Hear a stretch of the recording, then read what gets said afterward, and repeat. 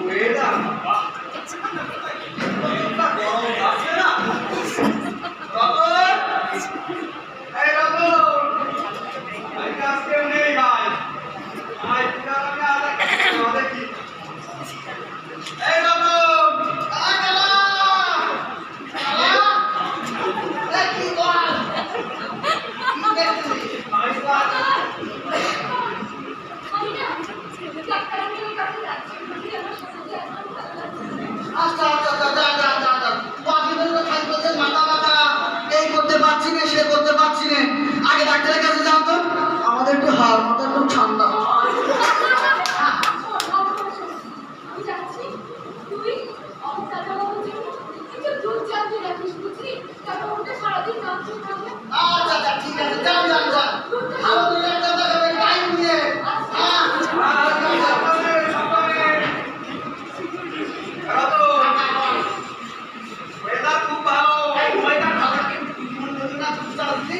আমি যা বসাই আছি তুই বের করতে হবে।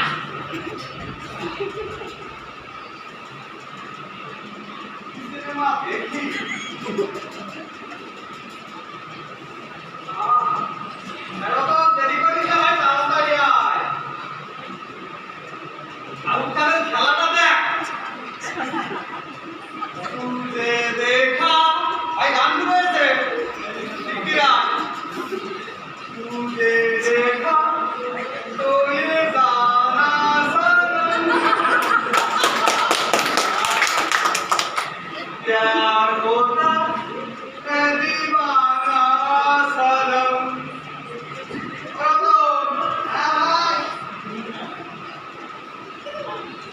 जब जब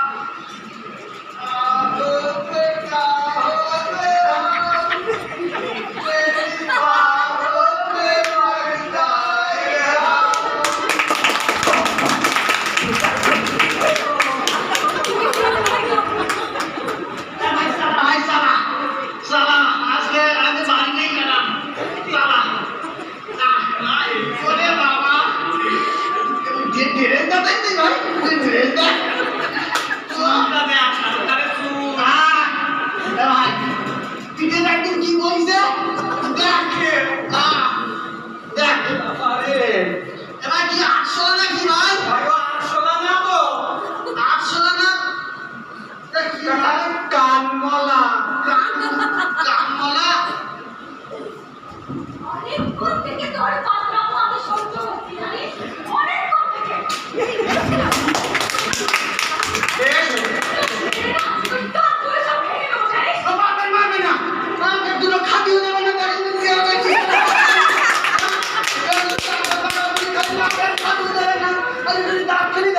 কেউ বলে নেই আমার পছন্দ করবে। খুব বিয়ে করার শখ হচ্ছে। এবার বলো রকম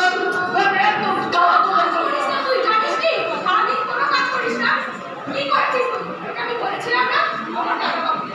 ঠিক আছে, জানিস?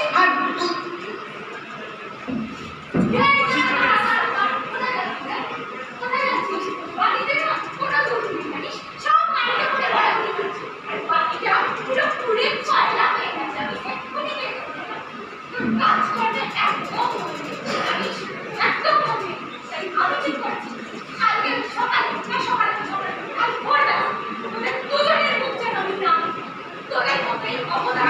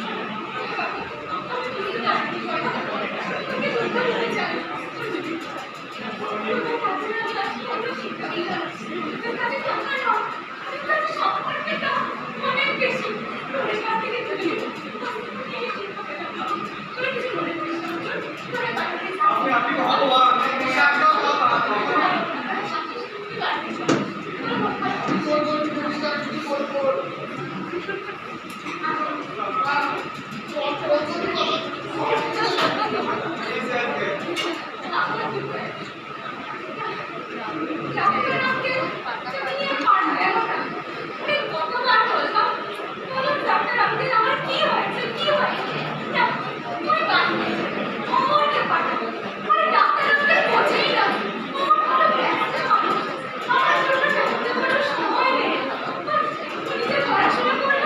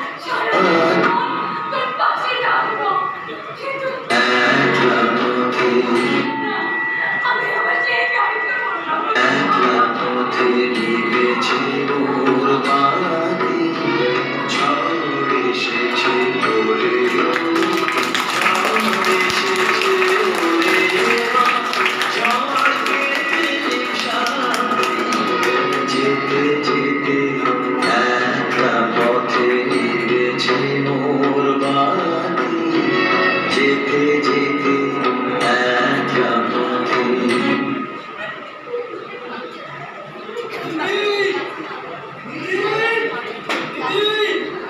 মাথা মাথা ধরে গেল না, এখন খুব চাপ বেড়ে গেছে। দিদি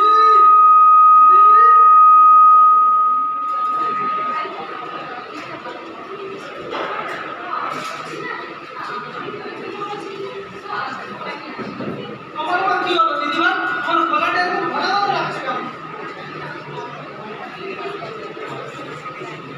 কে জানে কি হলো? বাড়ি থেকে বাজে নাকি? ও আচ্ছা, ও রাত্রিতে কি মাত্রাই পাওয়া যায় না রে। এখন খুব চাপ, এই জন্য বাড়িতে থাকার সময় হয় না। তুই জানিস তোর দিদির কি হয়েছে? দিদির চিকিৎসার জন্য ওরা বড় জায়গায় কথা বললি? দিদির চিকিৎসা? কই জানি না তো, দিদি তো কিছুই বলেনি আমাকে। এই বাবা, এই কেমন ভাই রে তুই? তুই ভাই হয়ে দিদির কি হয়েছে ভাই জানিস না? না, আমি তো জানি না দিদির কি হয়েছে। তাহলে শিগগিরই গিয়ে রিপোর্টগুলো চেক কর আর দেখ তোর দিদির কি হয়েছে। রিপোর্ট? কিসের রিপোর্ট? দেখ রিপোর্ট দেখ।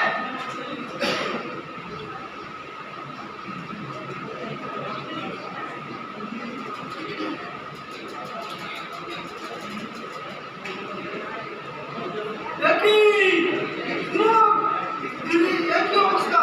না, দিদির এরকম হতে পারে না। না, দিদির এরকম হতে পারে না ডাক্তার। দিদির এরকম হতে পারে না। না, দিদির এরকম হতে পারে না ডাক্তার। দিদির এরকম হতে পারে না। দিদির এরকম হতে পারে না। তোকে লাগাচ্ছ গো? এখন মনে কথা মনে হলো? জানিস তুই তোর বাবার মায়ের মৃত্যুর পর তোর দিদি তোকে কোলে পিঠে করে মানুষ করেছে। তোর পড়াশোনার রোজগার মেটানোর জন্য তোর দিদি সেলাই পর্যন্ত করেছে। আর তুই তুই কিনা শুধু স্বার্থপরের মতো নিয়ে গেলি, সারা জীবন স্বার্থপরের মতো নিয়ে গেলি। দিদির পাশে একটু দাঁড়ালিও না। তোর দিদি যখন বলেছিল যে ভাই ভাই আমরা একসঙ্গে খাবো, তুই তখন কি বলছিলি? দিদি আমার ডায়েট নেই, দিদি আমার টিউশন আছে। তাহলে এখন মনে পড়ছে এখন এইসব করলে হবে? তোর কাছে শুধু তোর টিউশন, তোর রোজগার আর তোর ক্যারিয়ারই বড়। তাহলে তুই থাক তোর রোজগার, ক্যারিয়ার আর টিউশন নিয়ে। আমি আপনাকে ডক্টর বলবো, আজকে আমি তাই বলবো। আপনি দিদির চিকিৎসার ব্যবস্থা করুন। আপনি দিদির চিকিৎসার ব্যবস্থা করুন। কি হয়েছে? তোর দিদির সেলগুলো শরীরের সারা অঙ্গে ছড়িয়ে পড়েছে। আজই তুমি দিদিকে হসপিটালে ভর্তি করার ব্যবস্থা কর আর 50,000 টাকা দিয়ে মানে অ্যাডমিট কর। তোর হাতে একটা মাসও যদি তুই দিদিকে পেয়ে যাস তোর হাতে, তাহলে তুই মনে করবি তুই নিজেকে ভাগ্যবান মনে করবি, যে অমর ভাগ্যবান। ঠিক আছে আঙ্কেল, আমি তাই করবো।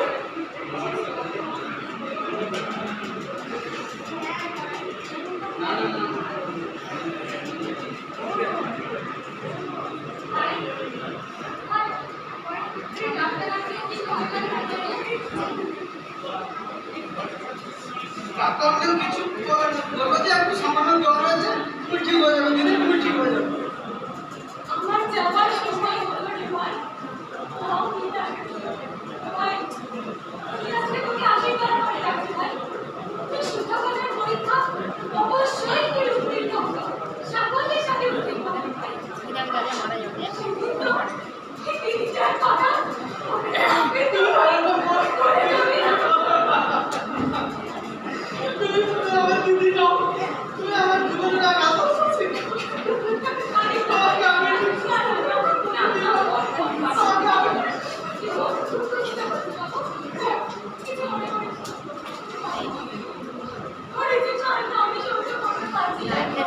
দেখি দিদিমণি, আপনি সবাই কাঁদছেন কেন?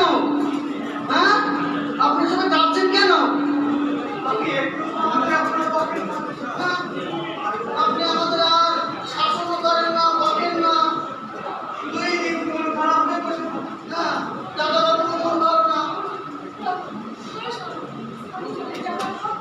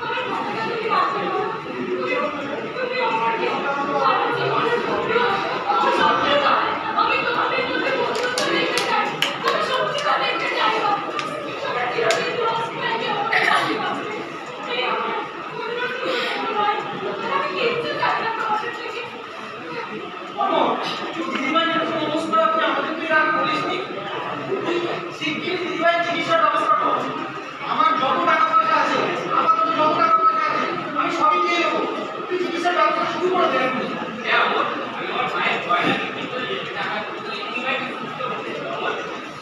সুস্থ করে বলুন তাড়াতাড়ি চিকিৎসার ব্যবস্থা শুরু করুন